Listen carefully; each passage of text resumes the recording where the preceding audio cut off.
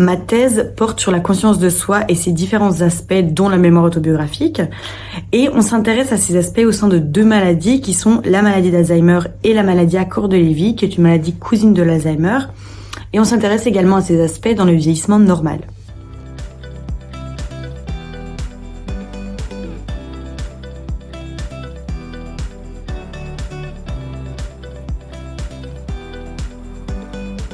Bonjour, je suis Alice Tisserand, je suis neuropsychologue aux hôpitaux universitaires de Strasbourg et je fais un doctorat avec le professeur Frédéric Blanc et le docteur Nathalie Philippi au laboratoire iCube dans l'équipe IMIS. IMIS qui veut dire Imagerie Multimodale Intégrative en Santé.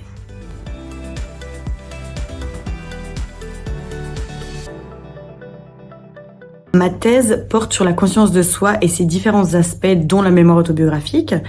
Et on s'intéresse à ces aspects au sein de deux maladies qui sont la maladie d'Alzheimer et la maladie à corps de Lévy, qui est une maladie cousine de l'Alzheimer. Et on s'intéresse également à ces aspects dans le vieillissement normal.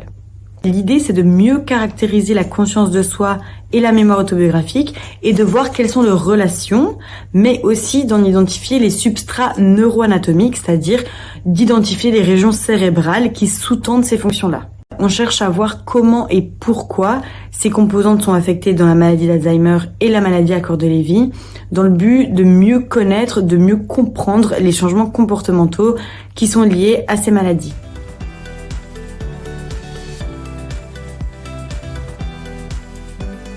On explore les différentes composantes de la conscience de soi à travers différentes échelles, à travers des questionnaires, mais aussi à travers le récit de souvenirs. Et elle comporte une partie en neuroimagerie multimodale qui implique de réaliser une IRM cérébrale avec différentes séquences qui vont analyser à la fois la structure du cerveau et le fonctionnement du cerveau. Et l'idée, c'est de faire des corrélations, donc de trouver des liens entre les données comportementales et l'imagerie cérébrale, afin de voir quels sont les réseaux cérébraux qui sont impliqués dans la conscience de soi et la mémoire autobiographique, et quels en sont les mécanismes d'atteinte.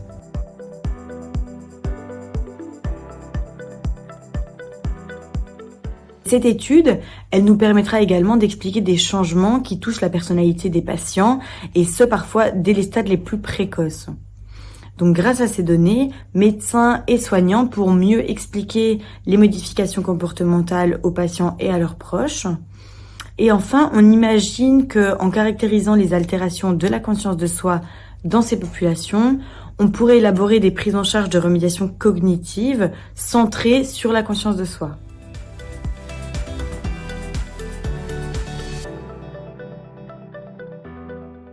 En ce qui nous concerne, ça tourne autour de 150 000 €. Ce sont des dépenses qui sont réparties à travers différents axes. Il faut pouvoir rémunérer un doctorant durant ses années de thèse. Il faut pouvoir financer les examens IRM dont le coût est assez onéreux. Par exemple, dans notre cas, on a un budget de 20 000 € pour réaliser au total une quarantaine d'IRM. Je souhaiterais remercier bien chaleureusement la Fondation Vaincre Alzheimer et ses donateurs, sans qui la recherche en France serait fortement impactée. Votre générosité est déjà à l'origine de progrès significatifs dans le domaine et c'est grâce à vous que nous pouvons mener à bien nos travaux et faire avancer la recherche sur la maladie d'Alzheimer et les maladies apparentées.